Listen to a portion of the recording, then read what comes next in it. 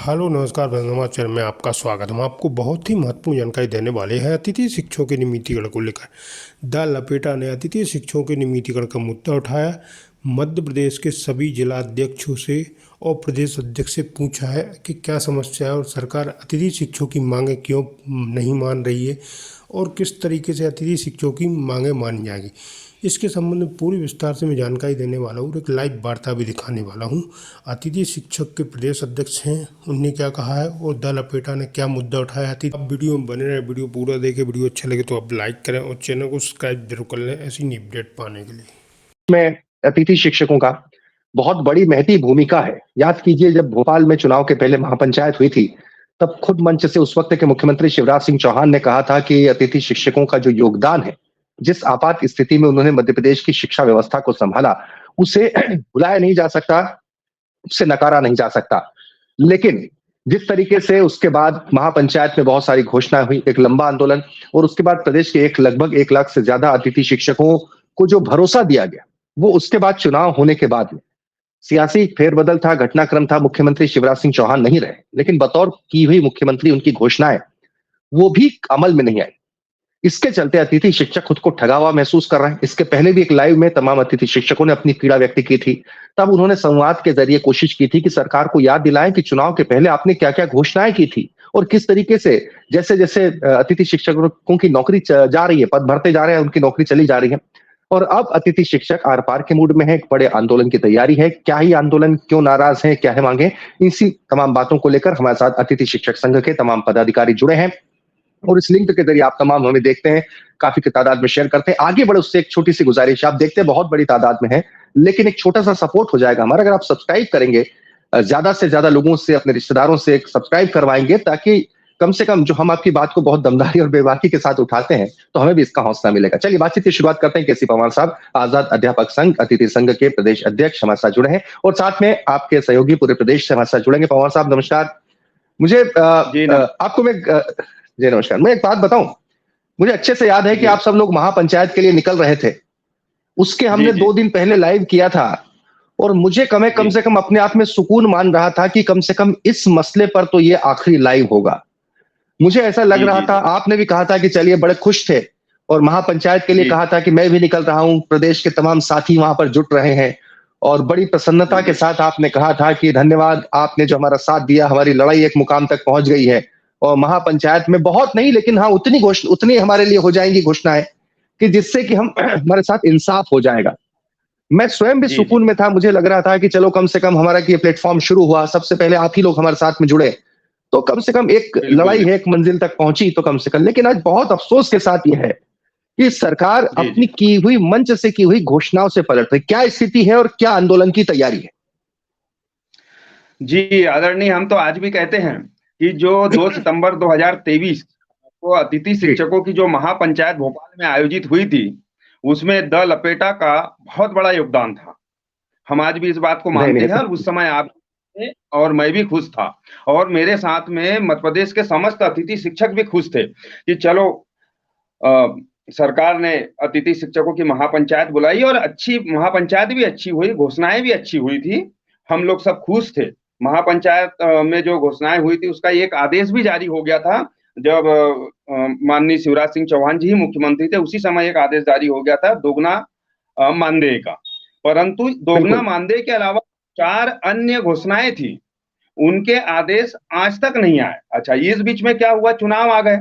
हम लोगों को ऐसा लगा कि चलो सरकार फिर से रिपीट होती है तो हमारी मांगे बहुत जल्दी, मांगों की मतलब पूरी हो जाएंगी। तो इस उद्देश्य से हम प्रदेश के समस्त अतिथि शिक्षकों ने एकजुट होकर सरकार का साथ दिया और पुनः सरकार मध्य प्रदेश में आई। भले चेहरा माननीय मुख्यमंत्री जी का बदल गया, परंतु बाद में फिर ऐसा लगने लगा कि नई सरकार, जो पूर्व मुख्यमंत्री जी ने जो घोषणा की थी, उससे कुछ मुकुरने लगी, कुछ स्पष्ट हमें जवाब नहीं मिलने लगा।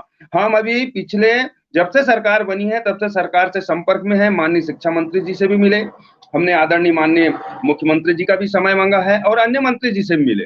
जब हमें ऐसा लगा कि अब हमारे आदेश करने में सरकार थोड़ी सी नानुकुर कर रही है, तो हम अभी विगत मतलब 4-5 दिन पहले पूर्व मुख्यमंत्री आदरणीय शिवराज सिंह चौहान से उनके निवास पर मिले। हमारे साथ अच्छा, बहनें थी और एक प्रदेश मामा का घर होके आया आप?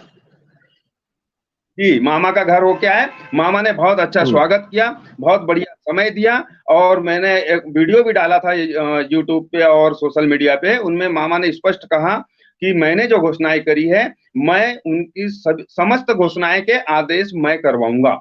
ये उनके बहुत बढ़िया और हमें प्रोत्साहित करने वाले शब्द थे कि कम से कम मामा आज अपनी बात पे कायम है। नहीं तो आपने उनसे पूछा नहीं कि जब आपने घोषणा कर दी थी तो उसी वक्त ये ऑर्डर क्यों नहीं निकले? हाँ, ये बात हम नहीं पूछ पाए थे। उन्होंने कहा कि चलो ठीक है, चुनावी वर्ष था और ये घोषणा हो, हमें ऐसा लगने लग गया था कि चलो जल्दबाजी ना करें, अपनी सरकार है। एक घोषणाओं के आदेश किए हैं तो दूसरी, तीसरी, चौथी, पांचवी के भी आदेश हो जाएंगे।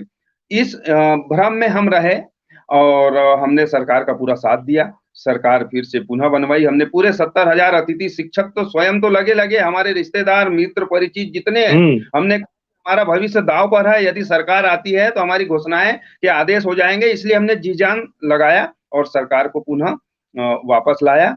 परंतु सरकार आज हमारे आदेश करने में थोड़ी सी नानुकुर कर रही है। इसलिए हमें कल 13 फरवरी को पूरे 55 जिलों में एक बार ध्यानाकर्षण रैली और ज्ञापन करना पड़ा। अन्यथा हमें कोई जरूरत नहीं थी। जब घोषणाएं हो गई, अगर उनके आदेश हो रहे हैं तो हम सरकार के साथ थे, सरकार के साथ आए। आज भी हमारी महापंचायत में जो घोषणाएं हुई है उनके आदेश हो जाए, हम सरकार के साथ हैं। हम सरकार का विरोध नहीं कर रहे हैं। हम तो सरकार का केवल ध्यानाकर्षण करवाना चाह रहे हैं कि आपने जो घोषणाएं करी थी उन घोषणाओं के आदेश कर दे। सीधी सी बात है, इसमें कहीं कोई विरोध नहीं है, कोई विरोध प्रदर्शन नहीं है। वर्तमान सरकार से आपका कुछ संवाद हुआ? मोहन सरकार के किसी मंत्री से, शिक्षा मंत्री से? आदरणीय शिक्षा मंत्री जी से हम उनके निवास पर मिले। उन्होंने कहा, उस दिन शायद शिक्षा मंत्री जी की स्कूल शिक्षा विभाग के अधिकारियों के साथ पहली बैठक थी। उन्होंने कहा कि देखो, विभाग मुझे नया मिला है और आज आप लोगों के विभाग की और अपने विभाग की पहली बैठक है और हम उसी दिन मुलाकात करने और स्वागत करने चले गए थे। तो उसके बाद अभी हम नहीं जा पाए हैं। अभी हम पुनः कोशिश करेंगे कि कल 13 का कार्यक्रम निपटाने के बाद हम भोपाल जाएं और माननीय शिक्षा मंत्री जी, माननीय मुख्यमंत्री जी से मिलने का पुनः प्रयास करेंगे और माननीय पूर्व मुख्यमंत्री जी आदरणीय शिवराज सिंह चौहान जी से भी मिलेंगे। तो कल जो 13 तारीख के आपके आंदोलन की क्या रूपरेखा है? हमारे आंदोलन की रूपरेखा केवल एक सूत्री मांग की है। हम समस्त 55 जिलों के अतिथि शिक्षकों ने ऑनलाइन बैठक करके उनके पदाधिकारी, जिला अध्यक्ष जो उनसे बात हुई, उन्होंने कहा कि हमें सरकार हमारी है, सरकार हमने बनाई है। अगर सरकार हमारी है और हमारी मांग को पूरी नहीं कर रही है तो हमारा उस सरकार पर हक बनता है, क्योंकि उस सरकार को बनाने में हमने जी जान लगाया है। तो हम सरकार का ध्यानाकर्षण करने के लिए हम पूरे 55 जिलों में ज्ञापन और साथ में रैली का कार्यक्रम कर रहे हैं और उसमें हम कोई नई मांग नहीं मांग रहे। हम केवल एक ही मांग मांग रहे हैं कि जो महापंचायत में जो घोषणाएं की है उन घोषणाओं के आदेश शीघ्र जारी करें।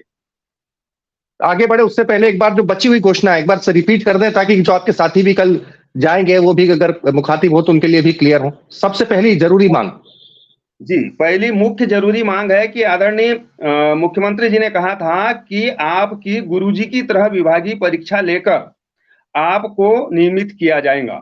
दूसरी मुख्य मांग थी कि आपको शिक्षक भर्ती परीक्षा में 50% आरक्षण दिया जाएगा। तीसरी मुख्य मांग थी कि आपको बोनस अंक के रूप में 20 अंक दिए जाएंगे अधिकतम। और इन सबसे बड़ी एक मांग कि अतिथि शिक्षकों को 20 सत्र से निकाला नहीं जाएगा, परंतु उसी वो रही है, क्योंकि इस सत्र में हमारे अतिथि शिक्षकों को बाहर निकाला जा रहा है। जबकि माननीय मुख्यमंत्री जी ने कहा आपको अप्रैल के पहले नहीं निकालेंगे। हम भी मानते हैं कि यदि सत्र पूरा होने के बाद हमारे साथी को यदि निकाल दिया जाता है तो चलो ठीक है, वो कोई भी नए सत्र में रोजगार ढूंढ लेगा, प्राइवेट स्कूल देख लेगा, जैसे भी मतलब उसको जैसा उचित लगे। परंतु बीच सत्र में इस साल तो थोड़ी सी अति हो गई कि हमारे साथियों को 20 सत्र में निकाला गया। अब बेचारे दर दर की ठोकरें खा रहे हैं, डीओ के पास जा रहे हैं, माननीय कलेक्टर महोदय के पास जा रहे हैं। भोपाल मैं खुद डीपीआई कम से कम 2 महीने में 7 या 8 बार गया। आदरणीय संचालक महोदय डीपी अपने जो आदरणीय डीएस कुशवाहा जी से मिला, वो भी कोई स्पष्ट जवाब नहीं दे रहे हैं। उनका कहना है, हमने बोला कि भाई आप लिखित में दीजिए, एक तो हमको निकाल रहे हैं तो लिखित में कुछ नहीं दे रहे हैं, केवल मौखिक रूप से बोल रहे हैं कि आपको स्कूल नहीं आना है। हम कारण पूछ रहे हैं तो हमें बताया जा रहा है कि हमारी जो वीडियो कॉन्फ्रेंसिंग हुई थी उसमें हमारे उच्च अधिकारियों ने कहा है कि आप मौखिक रूप से उन्हें मना कर दें। आप सोचिए कि आज जमाना जा रहा है और हमें मौखिक रूप से हमारे लोगों को बाहर किया जा रहा है। ये सबसे बड़ी अभी तात्कालिक समस्या है। ये वाकई बहुत ही क्या कहा जा सकता है इसको लेकर, क्योंकि मौखिक रूप से कह देना कि आप कल से नहीं आइए, इसी को लेकर ही तो इतना बड़ा आंदोलन था, इतनी लंबी लड़ाई लड़ी आपने। पवार साहब हमारे साथ बने रहे, आपके और भी साथी हमारे साथ में पूरे प्रदेश से जुड़े हैं, एक बार उनसे भी चर्चा कर लेते हैं, उन जिलों के क्या हालात हैं। संतोष जी हमारे साथ में छिंदवाड़ा से, और भी हमारे साथ में नरेंद्र सिंह जी परिहार साहब हमारे साथ में जुड़े हैं, काजल जी, अमिता जी हमारे साथ में जुड़ी हैं। चलिए नरेंद्र सिंह जी, मेरा सबसे पहले आपसे, आप कहाँ से नरेंद्र सिंह जी?